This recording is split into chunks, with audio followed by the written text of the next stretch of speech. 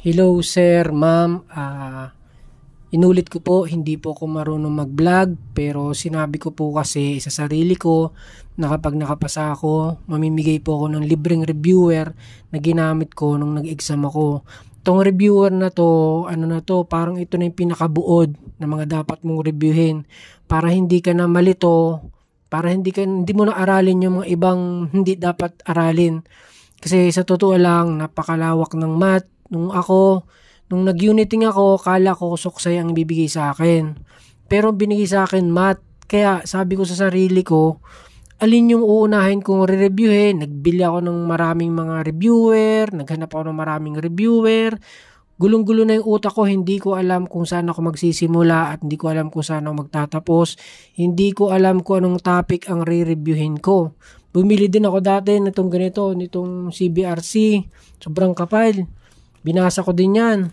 So, ang ginawa ko unang exam, sabi ko, alam ko talaga hindi ako makakapasa. Mataas yung Gen Ed ko, mataas yung Prof Ed ko.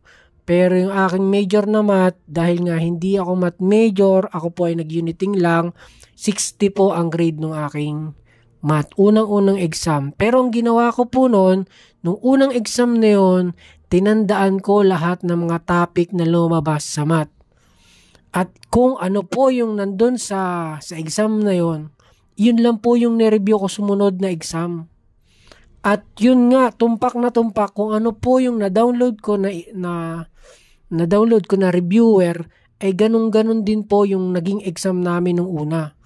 So hindi na ako nagre-review ng kung ano-ano pa, no? Kung ano-ano mga topic sa math. Doon na mismo, nirekta ko na kung anong nakita kong reviewer, yun na, wala na ako ibang ni-review. Ito, bibigyan ko kayo, isesend ko sa inyo itong reviewer na nandito yan. Naka-PDF yan, isend mo lang sa akin kung anong pangalan mo sa Facebook, isesend ko yan. Kung anong email mo, isabihin mo lang, isesend ko yan. Libre, walang bayad. Yan na po, kahit ang ginagawa lang na ni PRC, pinapaltan-paltan lang yung mga number.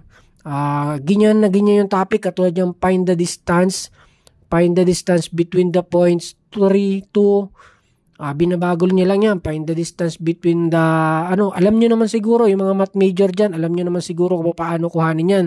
Kasi 4 years kayo. Yung mga hindi naman math major, na katulad ko na nag-uniting, hindi ko dati alam isolve yan. Ang ginawa ko, naghanap ako sa Google ng mga technique sa calculator kung paano masolve yan nang hindi na nagsusulat, hindi mo na inisip ko ng mga formula.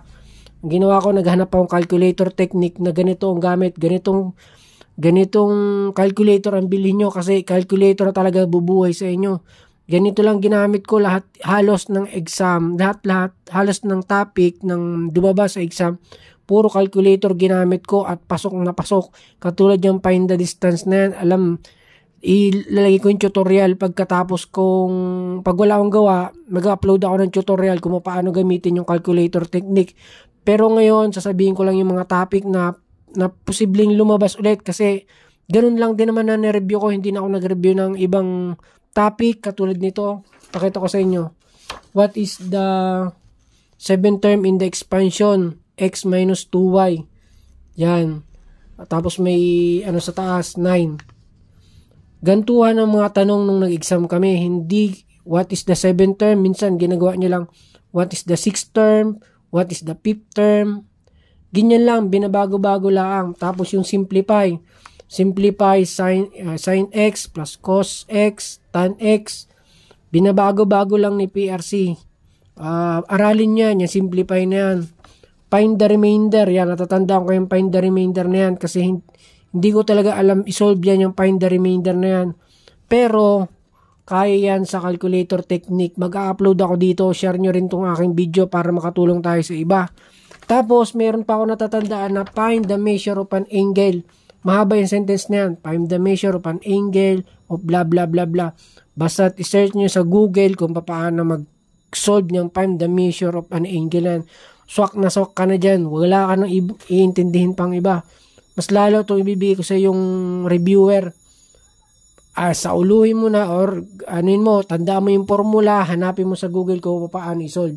Pero mag-upload pa rin ako niyan kung paano i-solve yan. Baka nga mas mabilis pa kayo mag-solve kaysa sa akin eh. Pero at least alam nyo kung paano i-solve yan. Share nyo din naman tong aking video para naman magkaroon ako ng subscriber. Pero ito promise ko sa inyo, bibigyan ko kayo ng libreng reviewer. Pa-comment mo lang yung email address mo. Tapos comment mo rin kung anong sagot mo dito. Yan yung kahit sa una na yan. What is the 7th term of the expansion x minus 2y? Tingnan ko lang kung tama yung sagot mo. Salamat.